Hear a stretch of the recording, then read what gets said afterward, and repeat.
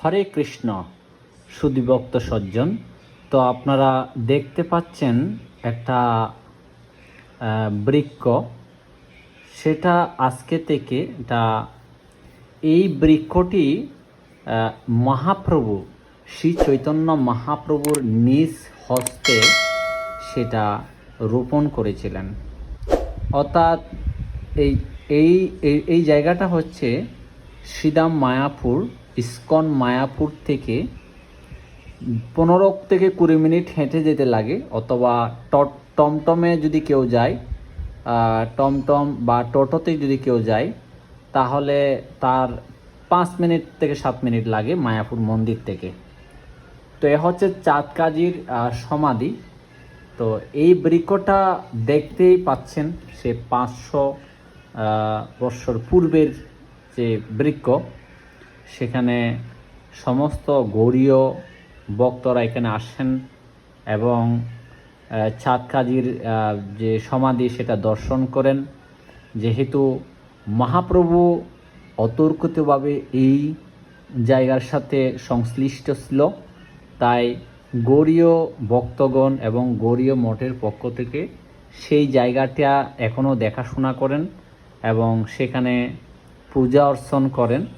তো এই সমাধিস্থল অত্যন্ত পবিত্র, কেননা ভক্ত চাঁদ কাজী সমাধিপীঠ আপনারা দেখতেই পাচ্ছেন। অর্থাৎ তিনি যখন 500 বছর পূর্বে যে স্বয়ং মহাপ্রভুর আন্দোলন বাধা হয়ে দাঁড়িয়েছিলেন, কিন্তু স্বয়ং মহাপ্রভু তার লীলা সংবরণ করার মধ্য দিয়ে চাঁদ কাজীকে ভক্ত পরিণত করেন এবং সেই সমাধিস্থলে আমরা এখানে গিয়েছিলাম। হরে কৃষ্ণ।